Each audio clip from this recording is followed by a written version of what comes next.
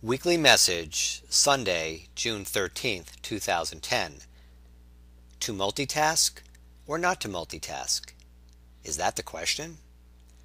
For most of us, achieving calmness in our lives is a worthy and desirable, albeit somewhat lofty goal. A friend shared with me the following formula to achieving inner peace, something she heard on a popular TV show.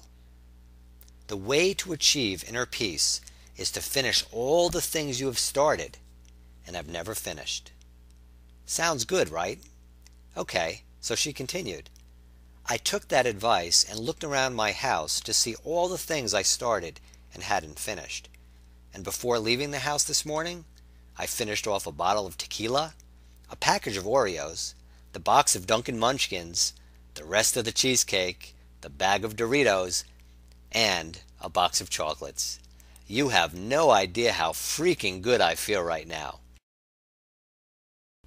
A New York Times article this week highlighted how mental stress can be caused by our gadgets. The gadgets, for the most part, are electronic and computer related. Now, we adults look at the younger generations and poke fun at video games and how they can't be good for the developing mind. But we ignore the power our adult gadgets have over us. In the article, the author discusses how real-time computer information, emails, text messages, Bluetooth, iPhone, iPod, iTouch, iPad affects our ability to focus and complete our tasks. The more distraction from more sources induces the necessity to multitask and creates the belief that we need to do so to order our lives, keep the peace, and be happy. The information pouring in represents a danger trigger. How? Stress is the physiologic expression of the automatic brain, AB. Since the AB reacts only to danger, threat, or vulnerability, something about these gadgets and the information they deliver is tripping the switch. The danger, if you miss a piece of information, it's coins for you. Dramatic, yes, but this is how the AB works. Another danger is the sheer lack of control we have over our gadgets. Always looming is the threat of them failing us. And if that happened, you guessed it, coins, as my sons would pronounce it. So these 21st century saber-toothed tigers present potential danger, threat, or vulnerability and set us in a constant fight or flight mode.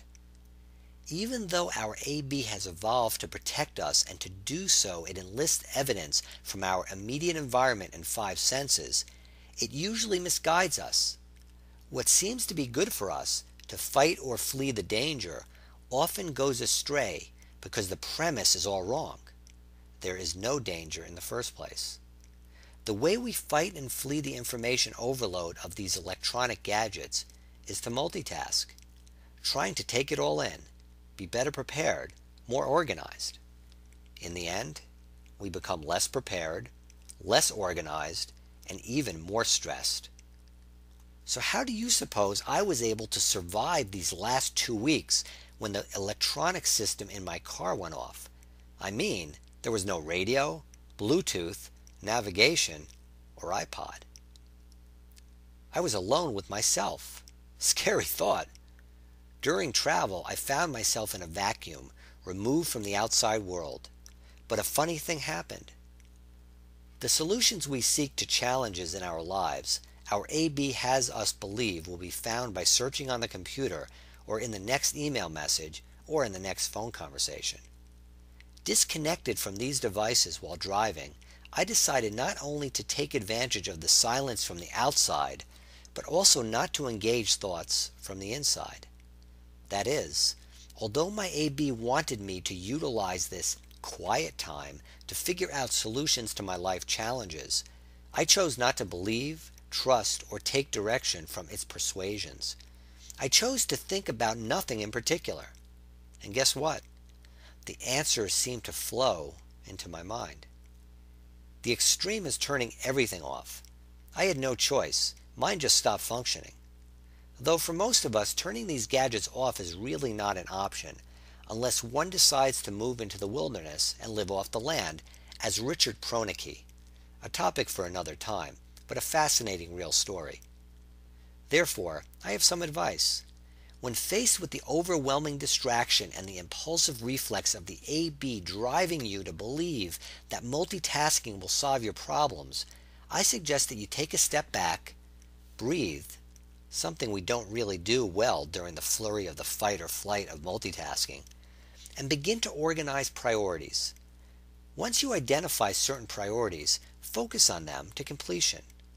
If that is not possible, do as much as you can to address the most important points before moving on to the next task.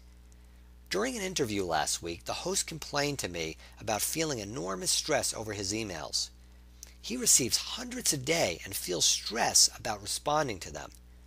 So he either flees the danger and doesn't answer them at all, or fights it by just randomly deleting them. I suggested that he creates email filters and organizes certain groups with labels so that they automatically go into a certain category rather than the inbox. If he is stressed over the fact that he doesn't know how to do that, I suggested he hire a high school or college student or intern to do it.